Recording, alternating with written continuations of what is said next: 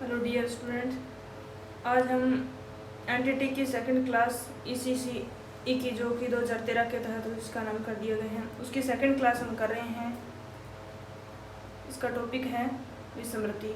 इससे पहले शिक्षा मनोविज्ञान क्या है और शिक्षा मनोविज्ञान से संबंधित जितनी भी डेफिनेशन थी वो फर्स्ट क्लास में बता दी है।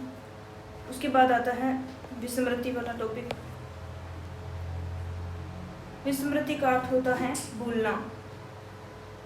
ठीक है, विस्मृति को कम करने के उपाय, या कह सकते हैं कि भूलने की आदत को कम करने के उपाय। क्वेश्चन ऐसे भी घूम कर के आ सकता है कि स्मरण करने के उपाय बताइए। ठीक है,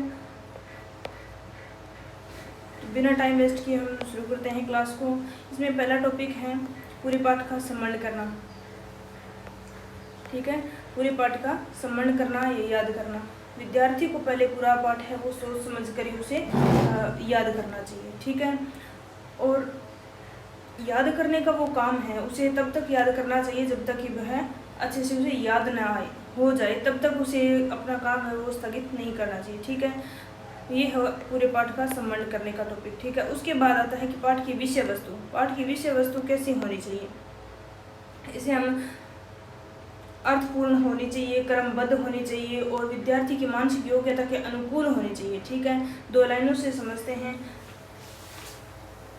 ठीक है, कि देश की माटी, देश का जल, हवा देश की, देश के फल, सरस बने प्रभु सरस बने। ठीक है, तो इन तीनों लाइनों की विषय वस्तु है। ठीक है, वो क्या है, एक क्रमबद्ध है और विद्यार्थी की मानसिक योग्यता के अनुकूल है।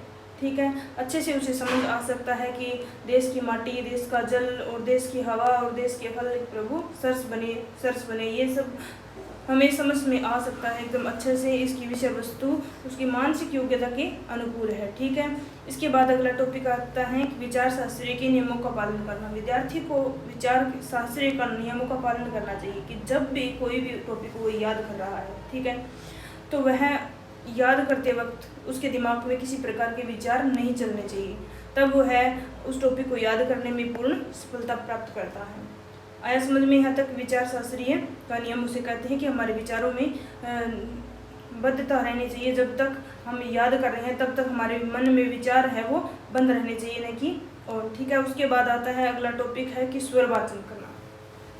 विद्यार्थी को बोल कर याद करना चाहिए। अब जो भी टॉपिक हमने याद किया है, देखा है कि हाँ आपने ये याद करना है, उसको बोल करके याद करोगे तब अच्छे से याद होगा। ठीक है, और उससे हमारी गलती है वो कम होने की संभावना कम हो जाती है। ठीक है, उसके बाद है अगला टॉपिक है कि पाठ का अधिक स्मरण करना। विद्यार्थी को क्या करना चाहिए, जो भी टॉपिक वह ले रहा है, लेसन ले रहा है, उसको क्या करना चाहिए, बार बार याद करना चाहिए। ठीक है, तब जाकर के वह क्या कर सकता है, विस्मृति को कम कर सकता है।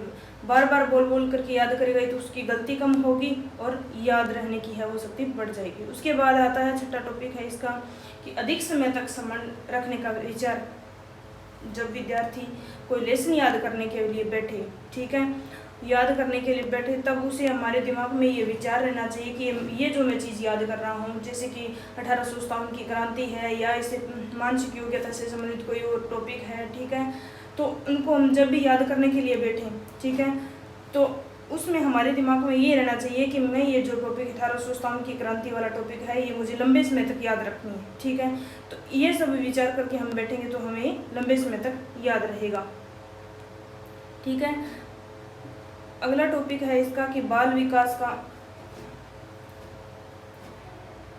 बालक का स्मरण करने में ध्यान होना चाहिए। ठीक है, अब हमने क्या इसमें क्या पढ़ा है कि ये 1857 की क्रांति पढ़ रहा है। ठीक है, तो बालक का स्मरण करने का ध्यान है उसका 1857 की क्रांति पर ही होना चाहिए, न कि उसका ध्यान कहाँ पर हो, न कि असहयोग आंदोलन की ओर होना चाहिए और न ही कोई अन्य टॉपिक की ओर होना चाहिए और न ही कहीं जैसे मतलब वीडियो है या कोई लैपटॉप है या मोबाइल है उसके ऊपर उसका ध्यान होना चाहिए। अगर इस प्रकार का उसका ध्यान भटका हुआ रहेगा तो वह याद नहीं कर पाएगा। ठीक है, इसलिए उसका ध्यान उसे अपने जो टॉपिक है उसके ऊपर केंद्रित करेगा तभी वह याद कर पाएगा। ठीक है, यहाँ तक हुआ क्लियर। उसके बाद है एक दार्शनिक का है वुडवर्थ। उन्होंने बताया है कि सीखने वाला जितना अधिक ध्यान देता है उतने ही जल्द वह सीखता है और फिर वह उतनी ही देर में भूल जाता है। ये मानसिक एक स्वाभाविक गुण है, मतलब मानव का ही स्वाभाविक गुण है कि वह जितना ध्यान देता है उतनी जल्दी वो सीख जाता है और फिर उतने ही देर में वह भूल जाता है। तो ये हम भूलें ना, इसलिए हमें क्या करना चाहिए, पाठ को बार बार अध्ययन करना चाहिए, विचार शास्त्र के नियमों का पालन करना चाहिए, बार बार स्मरण करना चाहिए। इससे क्या होगा कि इससे वह भूलने की शक्ति वो कम हो जाएगी। ठीक है। उसके बाद इसका 8वां टॉपिक आता है कि पूर्ण और अंतर्युक्त विधि। अब इसमें 2 विधि है, एक तो है पूर्ण विधि और एक है अंतर्युक्त विधि। पूर्ण विधि में क्या होता है कि पहले पूरे पाठ को पढ़ा जाता है। ठीक है। जैसे हम लेते हैं कि बाल विकास वाला टॉपिक लेते हैं, तो बाल विकास है उसमें पहले उसको पूरे को पढ़ा जाता है। ठीक है। फिर उसे बार बार 2-3 भागों में बांट करके फिर पढ़ा जाता है। फिर क्या किया जाता है, शुरू से लेकर लास्ट तक पढ़ा जाता है। ये होती है पूर्ण विधि। ठीक है। इसके बाद आते हैं अंतर्युक्त विधि। अंतर्युक्त विधि करके भी हम याद करने की है वो शक्ति बढ़ा सकते हैं, या कर सकते हैं कि विस्मृति को कम कर सकते हैं। ठीक है। अंतर्युक्त विधि यानी हम अंतर करके याद कर सकते हैं। जैसे कि हम बाल्यावस्था और किशोरावस्था में अंतर करके किसी चीज़ को, इन चीज़ों को याद करके समझ सकते हैं। अंतर्युक्त विधि कैसे किसे कहते हैं कि अंतर्युक्त विधि उसे कहते हैं जैसे बाल्यावस्था है और एक है किशोरावस्था। ठीक है। भी अंतर करो कि बाल्यावस्था में क्या होता है, शारीरिक और मानसिक विकास में स्थिरता रहती है। बाल्यावस्था में शारीरिक और मानसिक वो स्थिरता रहती है, जबकि किशोरावस्था में क्या होता है, शारीरिक और मानसिक का विकास होता है। ठीक है। इसके बाद बाल्यावस्था में क्या होता है कि मानसिक योग्यता में वृद्धि होती है और किशोरावस्था में समाज सेवा की भावना का विकास में ये अंतर हो गया। ठीक है। इसके बाद आता है कि बाल्यावस्था और किशोरा में एक अंतर और है कि बाल्यावस्था में निरुद्देश्य भ्रमण की प्रवृत्ति रहती है, बिना काम के ही इधर उधर भटकने की प्रवृत्ति है वो बाल्यावस्था में रहती है। ठीक है। जबकि किशोरावस्था में व्यवसाय चुनाव की चिंता रहती है, अपने करियर की चिंता रहती है, जॉब की चिंता रहती है। बाल्यावस्था और किशोरावस्था में अंतर करके इस प्रकार ये होती है अंतर्युक्त विधि। ठीक है। बाल्यावस्था और किशोरावस्था में अंतर करके उसे याद करना, ये सब की चीज़ें क्या है, अंतर्युक्त विधि। ठीक है। इसके बाद आता है नेक्स्ट टॉपिक है इसका स्मरण के बाद विश्राम करना। अब हमने याद कर लिया बाल्यावस्था का भी एक बोल। ठीक है। बाल्यावस्था और किशोरावस्था और प्रौढ़ावस्था, वृद्धावस्था, वो सब हमने अवस्था याद कर ली। अब हमें थोड़ा सा विश्राम करना चाहिए। विश्राम करेंगे तब हमारे दिमाग में क्या होगा, तो हमने याद की है वो चीज़ें हमारे दिमाग में अंकित हो जाएगी। इसलिए हमें थोड़े समय के लिए उसे विश्राम करना जरूरी है। ठीक है। उसके बाद आता है नेक्स्ट है कि पाठ की पुनरावृत्ति। अब हमें जो हमने टॉपिक लिया था, ठीक है, ये बाल्यावस्था वाला, ठीक है, अब हमें क्या करना है कि पाठ की पुनरावृत्ति करनी है, उसे एक बार पुनः रिवाइज करना है। एक बार पुनः रिवाइज करेंगे तो क्या होगा कि वो चीज़ जो है हमने याद करी है वो हम हमेशा के लिए स्थायी हो जाएगी हमारे दिमाग में। ठीक है। उसके बाद आता है 11 नंबर, है ना, स्मरण करने के नियमों का प्रयोग, यानी मितव्यय नियमों का प्रयोग करके हम धारण शक्ति के लिए लागू होते हैं और हम अपनी धारण शक्ति उसको बढ़ा सकते हैं, यानी ग्रहण की शक्ति है वो बढ़ा सकते हैं, बोलने की आदत को कम कर सकते हैं, याद करने की शक्ति को बढ़ा सकते हैं इन नियमों का पालन करके। किनका प्रयोग करके, पाठ की विषय वस्तु, विचार शास्त्री के नियमों का पालन करके, स्वर वाचन कर करके और पाठ का अधिक बार बार स्मरण करके, उनमें अंतर करके, पूर्ण विधि का प्रयोग करके, स्मरण करने के बाद विश्राम करके, पाठ की पुनः आवृत्ति करके हम क्या कर सकते हैं, विस्मृति को कम कर सकते हैं। स्मरण करने के इन नियमों का प्रयोग करके हम निर्धारण शक्ति को बढ़ा सकते हैं। ठीक है। इसके बाद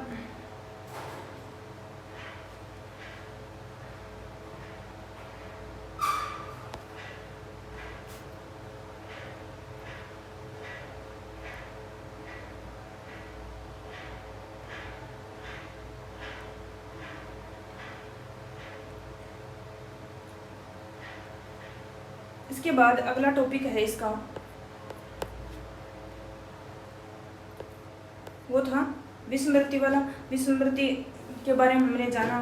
ठीक है। उसके बाद आता है थर्ड क्वेश्चन है इसमें स्मरण करने की विधियाँ। अब विधि कौन कौन सी है, स्मरण करने की विधि या कह सकते हैं याद करने की विधि। ठीक है। कौन कौन सी है, क्योंकि मनोविज्ञान में याद करने की अनेक विधियों की खोज की है। मनोविज्ञान में दार्शनिकों ने याद करने की अनेक विधियों की खोज की है, जिनका प्रयोग करके हम क्या कर सकते हैं, थोड़े समय में हम ज़्यादा चीज़ें याद कर सकते हैं। ठीक है। जिससे हमारे समय की बचत हो सकती है। इसमें पहली विधि है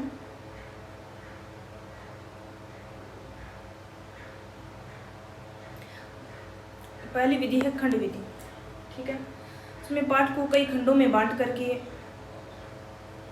याद करना क्या कहलाता है, खंड विधि कहलाती है, ठीक है। जैसे बाल विकास का टॉपिक लिया था अपन ने, इसमें पहले शेष अवस्था, ठीक है, शेष अवस्था बांट लिया अ भाग में, उसके बाद ब भाग में हमने बाल्यावस्था को ले लिया, उसके बाद में किशोरावस्था को ले लिया, स भाग में, त भाग में हमने वृद्धावस्था प्रौढ़ावस्था को ले लिया, ठीक है। अब इन टॉपिक को 4 अ ब और स और द भाग में बांट लिया, खंडों में बांट लिया। पहले हम अ खंड का याद करेंगे, शेष अवस्था को याद करेंगे, उसके बाद हम बाल्यावस्था को याद करेंगे, उसके बाद हम किशोरावस्था को याद करेंगे, उसके बाद हम प्रौढ़ावस्था को याद करेंगे, उसके बाद हम वृद्धावस्था को याद करेंगे, ठीक है। इस प्रकार अ ब स और द इस प्रकार खंडों में बांट करके याद करना की जो विधि है उसको कहते हैं खंड विधि, ठीक है। इसके बाद आता है सेकंड पॉइंट, वो है प्रगतिशील विधि। क्या है? प्रगतिशील विधि। पाठ को अनेक भागों में बांटकर पहले प्रथम भाग को याद करना और उसके बाद प्रथम भाग का रिवाइज और दूसरे भाग को याद करना और उसके बाद पहले दूसरे भाग का रिवाइज करना और तीसरे भाग को याद करना, ये क्या कहलाती है? प्रगतिशील विधि कहलाती है। क्या कहलाती है? प्रगतिशील विधि, ठीक है। जैसे कि पहले हमने शेष अवस्था ले लिया, ठीक है, उसके बाद शेष अवस्था को याद कर लिया, ठीक है, उसके बाद हमने शेष अवस्था का तो रिवाइज कर लिया और बाल्यावस्था को याद किया, ठीक है, उसके बाद हम शेष अवस्था और बाल्यावस्था को तो रिवाइज किया और किशोरावस्था को याद किया, ठीक है। शेष या बाल्य और किशोरावस्था को तो रिवाइज करना और उसके बाद प्रौढ़ावस्था को याद करना, ठीक है। और इस प्रकार एक बढ़कर एक इस प्रकार प्रगति होती रहती है। इस प्रकार इस प्रगति करने वाले इस टॉपिक को क्या कहते हैं? प्रगतिशील विधि कहते हैं, ठीक है। यहाँ तक आया समझ में। इसके बाद है तीसरी है कि अंतरहीन विधि।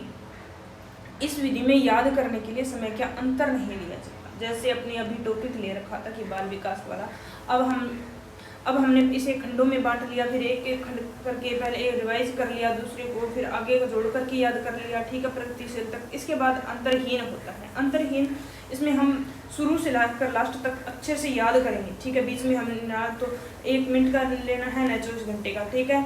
इससे समय का अंतर नहीं होता है, उस विधि को क्या कहते हैं? लगातार शुरू से लेकर लास्ट तक, बीच में उठना बैठा कुछ नहीं, न कुछ बीच में किसी और अन्य कामों में लगना, बस याद करना, शुरू से लेकर लास्ट तक सारे टॉपिक को याद करना, बीच में 1 मिनट का भी समय न लेना, क्या कहलाता है? अंतरहीन विधि कहलाती है, ठीक है। उसके बाद आता है 4 नंबर निष्क्रिय विधि। इस विधि में पाठ को मन ही मन याद किया जाता है, ठीक है। नाम से ही विदित होता है कि इसमें क्रिया निहित नहीं है, ठीक है। वह सक्रिय विधि की विलोम है, ये निष्क्रिय सक्रिय की विलोम है, इस क्रिया में क्रिया नहीं होती है, ठीक है। मन ही मन याद किया जाता है, ठीक है, उस विधि को कहते हैं निष्क्रिय विधि, ठीक है। उसके बाद आता है रटन की विधि। उसके बाद है रटन की विधि। इस विधि में पाठ को रट लिया जाता है या पाठ को टिप्स पर याद कर लिया जाता है, उस विधि को क्या कहते हैं? रटन की विधि है। विद्यार्थी अक्सर एग्जाम में रट्टा मार करके ही जाते हैं और उस रट्टा मारने की जो विधि है उसे रटन विधि कहते हैं, ठीक है। उसके बाद नेक्स्ट आता है कि क्रिया विधि। क्रिया विधि, इस विधि में याद की जाने वाली बातों को साथ साथ किया जाता है, ठीक है। इससे हमारी मानसिक ज्ञानेंद्रियाँ जितने भी है वो सब की सब एक्टिव रहती है। हम साइंस के प्रयोगशाला से हम समझ सकते हैं कि इसमें लाल लिटमस पत्र को नीला कैसे हो जाता है और नीला लिटमस पत्र है वो लाल कैसे हो जाता है, ठीक है।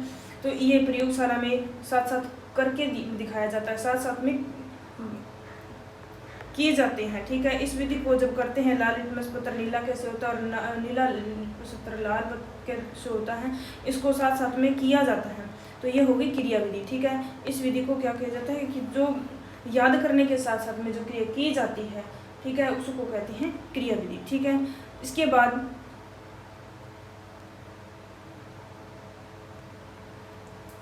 अगली विधि है इसमें पूर्ण विधि, ठीक है। कौन सी विधि है? पूर्ण विधि।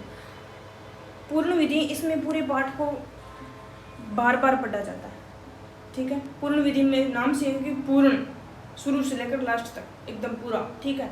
इसमें पूरे मतलब इसमें पूरे पाठ को बार बार पढ़ा जाता है। जैसे लिटिल लेसन होता है, छोटा लेसन या छोटी पोइम होती है, उसको हम बार बार पढ़ सकते हैं, उस विधि को क्या कहते हैं, पूर्ण विधि। ठीक है, उसके बाद अगला टॉपिक है कि मिश्रित विधि। अब मिश्रित विधि में नाम से विदित है कि इसमें दो विधियों का या दो से अधिक विधियों का मिश्रण है, उस विधि को क्या कहते हैं, मिश्रित विधि कहते हैं। ठीक है, इसमें पूर्ण और खंड विधि का प्रयोग किया गया है। इसमें एक तो पूर्ण विधि है और एक खंड विधि है का प्रयोग करके किया जाता है। पहले पूरे पाठ को पढ़ा जाता है, फिर उसे खंडों में बांट करके याद किया जाता है, फिर पुनः पूरे पाठ को पढ़ा जाता है। उस विधि को क्या कहते हैं, मिश्रित विधि कहते हैं। ठीक है, एक तो इसमें पूर्ण विधि है और एक खंड विधि है। पहले पूरे पाठ को शुरू से लेकर के लास्ट तक पढ़ते हैं, फिर उस पाठ को क्या करते हैं, जैसे कि किशोरावस्था वाला टॉपिक है तो हम इसमें क्या करते हैं कि पहले इसमें पूरे अवस्थाओं को पढ़ते हैं। ठीक है, फिर उनको खंडों में बांटते हैं, अ भाग, ब भाग, स भाग और द भाग। फिर हम उसे अ भाग से लेकर के द भाग तक पुनः पढ़ना, ये इस प्रकार की विधि क्या कहलाती है, मिश्रित विधि कहलाती है। ठीक है, इसके बाद आता है अंतरयुक्त विधि। ठीक है, इस विधि में पाठ को थोड़े थोड़े समय के बाद पढ़ा जाता है। यह अंतर चाहे 1 मिनट का हो सकता है, 24 घंटे का भी हो सकता है। ठीक है, जिसमें अंतर है, समय का अंतराल होता है। जैसे कि हमने ये टॉपिक ले लिया बाल अवस्था वाला, बाल विकास वाला। ठीक है, तो इसमें पहले क्या करेंगे, याद कर लिया जैसे। ठीक है, हमने शेष अवस्था और किशोरावस्था याद कर ली। ठीक है, उसके बाद हम बाल्यावस्था और प्रौढ़ावस्था और वृद्धावस्था, इसको हमने 3 टॉपिक है जिनको हम बाद में याद करेंगे। थोड़ा भी बीच में टाइम ले लिया या गैप ले लिया तो अंतर हो गया कि नहीं। तो इस प्रकार का जो अंतर है वो कहलाता है अंतरयुक्त विधि। ठीक है, समय का जिसमें अंतर लिया जाता है वह अंतरयुक्त विधि होती है। ठीक है, आए समझ में। इसके बाद आती है सक्रिय विधि। सक्रिय विधि, इस विधि में याद किए जाने वाली बातों को बोल बोल कर याद किया जाता है, क्योंकि इससे उच्चारण ठीक हो जाता है। उस विधि को क्या कहते हैं, सक्रिय विधि कहते हैं। ठीक है, सक्रिय का अर्थ ही हमें बोल बोल कर याद करना। ठीक है, उसको क्या कहते हैं, सक्रिय विधि। इससे जो बोली हुई चीज़ है वो हमें ज़्यादा टाइम तक याद भी रहती है, और साथ में जो बोली है वो चीज़ हमें सही उच्चारण हो रहा है या नहीं हो रहा है, इससे हमें उच्चारण की जो योग्यता है वो ठीक हो जाती है। ठीक है, उस विधि को कहते हैं सक्रिय विधि। उसके बाद आता है स्वर विधि। 11 नंबर है स्वर विधि। इसमें पाठ को लय से पढ़ा जाता है। स्वर विधि में पाठ को लय से पढ़ा जाता है, और यह विधि बच्चों के लिए बहुत ही उपयोगी है। उन्हें गा गा करके पढ़ने में बहुत आनंद मिलता है। ठीक है, उस विधि को कहते हैं स्वर विधि। ठीक है, उसके बाद आता है 12 नंबर निरीक्षण विधि या अवलोकन विधि। इस विधि में याद किए जाने वाली बातों को भली प्रकार से अवलोकन किया जाता है। पहले जो भी चीज़ हमें याद करनी है उस टॉपिक को अच्छे से देखा जाता है। ठीक है, उसमें पहले सारे पॉइंट को नोट किया जाता है, फिर उसमें निष्कर्ष निकाल कर, मतलब ऐसे डायग्राम बना करके क्या कर सकते हैं, अवलोकन करना, या हम डायग्राम बना सकते हैं किसी टॉपिक का, फिर उसे याद करना।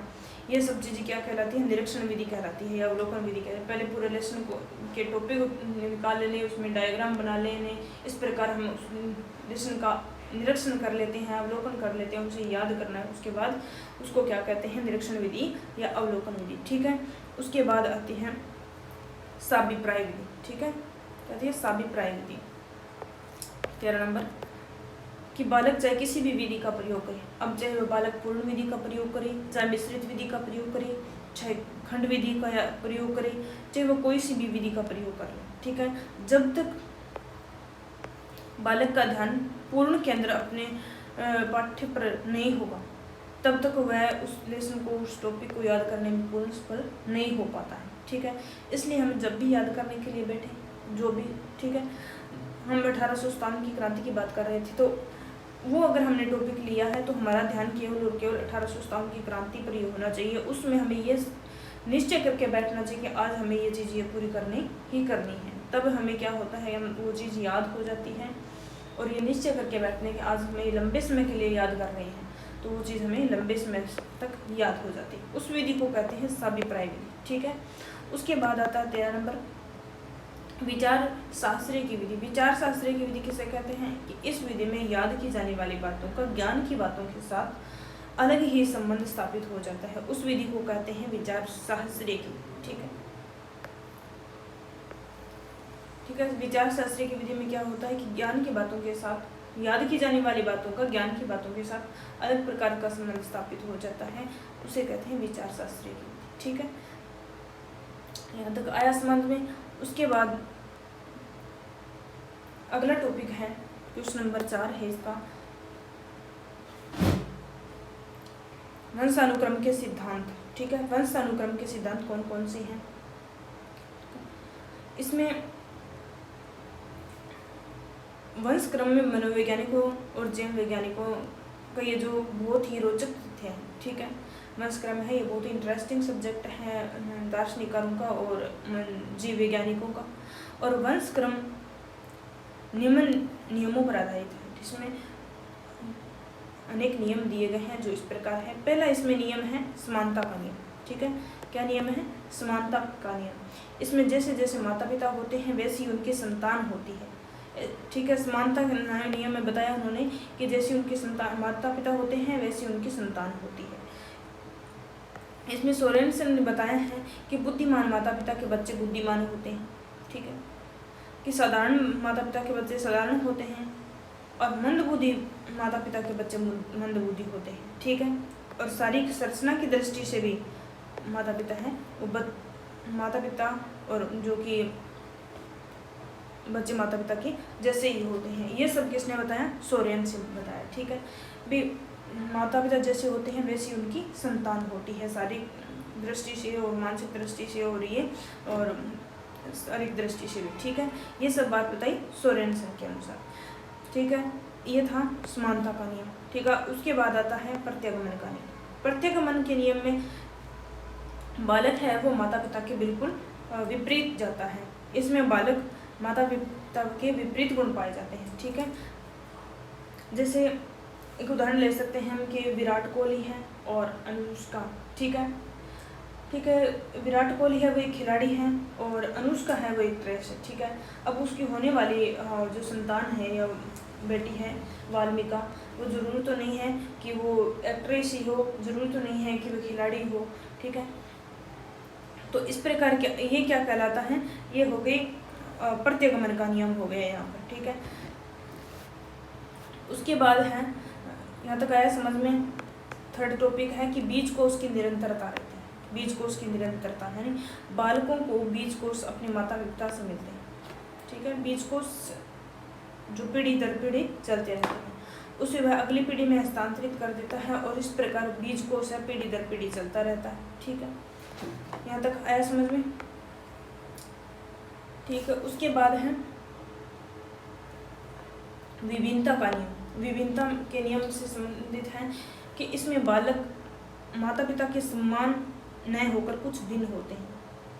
उसी प्रकार एक ही माता पिता के बालक एक दूसरे से समान होते हुए भी उसकी बुद्धि, रंग और स्वभाव में एक दूसरे से भिन्न होते हैं, उसे कहते हैं भिन्नता का नियम।